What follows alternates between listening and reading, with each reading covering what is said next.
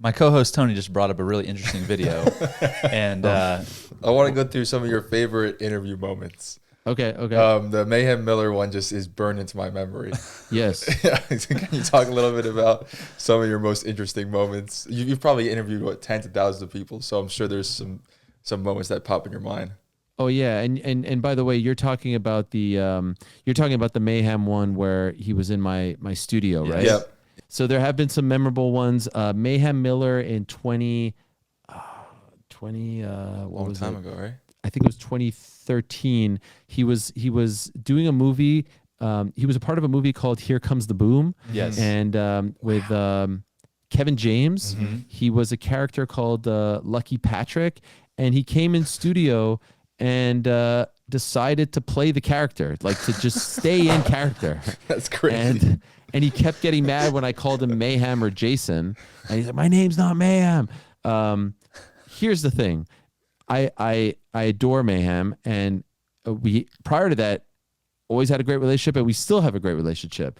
But prior to that, he didn't really have a lot of issues in terms of like legal issues. A lot has happened since then, in and out of jail. And so I wasn't really, I knew Crazy Mayhem, but I didn't know like what was to come. And there was a look in his eyes that at least to me suggested like something was off. You know what I mean? Even when he went crazy and like threatened to trash the studio and we walked out and we were now alone, he didn't drop it. He did not drop it. But I'll say this, and I don't know if I ever said it.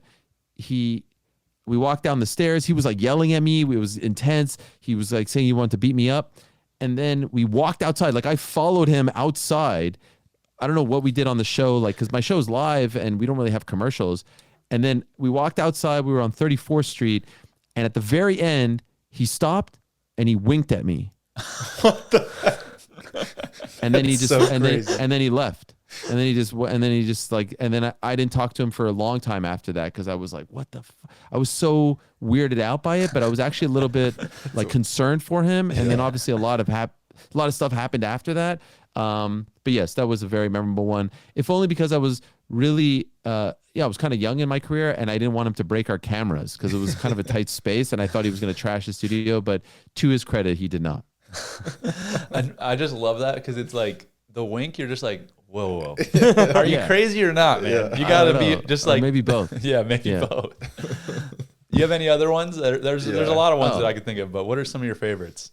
Man, I mean, like there's a lot of memorable ones. Oh man, like the one that a lot of people bring up is the Nick Diaz one before the Paul Daly fight, where he did not want to talk to me. Yeah. He was not happy with me, and the PR guy was like, "Come on, please talk to him." And I could just tell, you could tell when someone doesn't like you, and it's Nick Diaz. He could be quite intimidating. And he said, I said, Nick, do you not like me in the interview? And he's like, nah, bro, you just instigate fights. And I said, between the fighters, like these guys fight. and then he looked at the camera and he said, where I come from, people like you get slapped.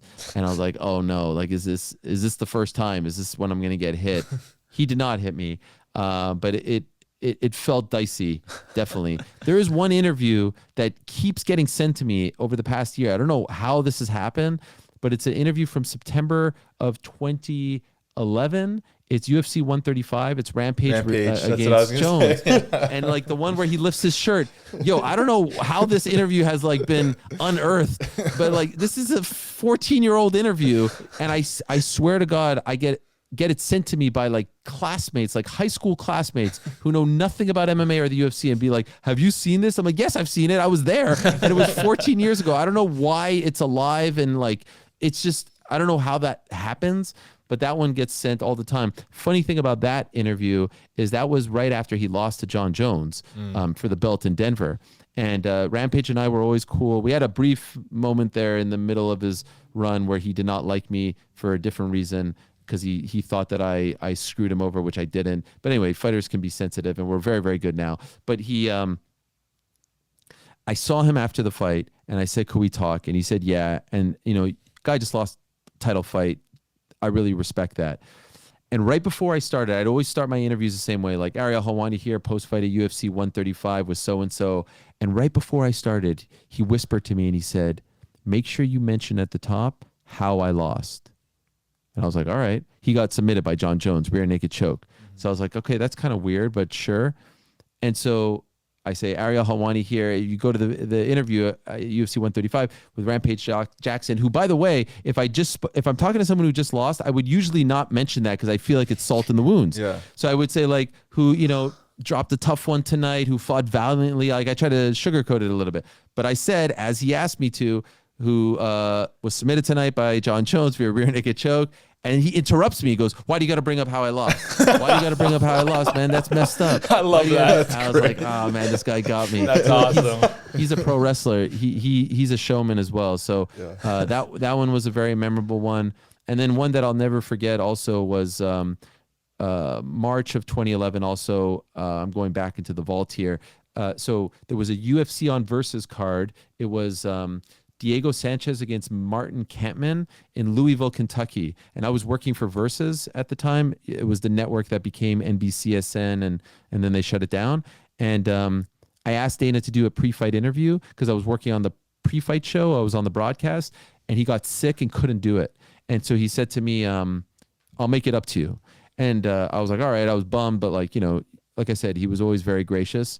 And a couple days later, so that was on a Saturday, on the Monday or Tuesday of the following week, he hit me up and he's like, I told you I'd make it up to you. Come to Las Vegas on Thursday.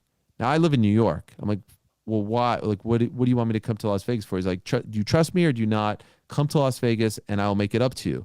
So at the time I'm working for AOL and I had to convince my boss, like, yo, Dana's saying to come, like, I think we need to trust him. And he's like, it's $800 for the flight. I think it's worth it. He said it. So anyway, we did it. I flew that morning.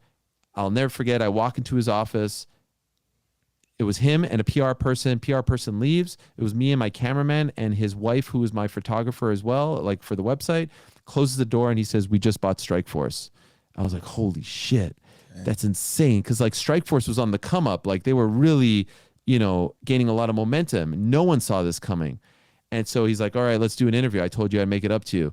And so I had to like react in that moment, no prep whatsoever, and just rifle off as many questions that I could think of. And the interview lasted like 25 minutes and I was pretty proud of it. And I was like, I asked him, I remember asking him like, how many people know about this? And he's like, probably 5, their lawyers, our lawyers.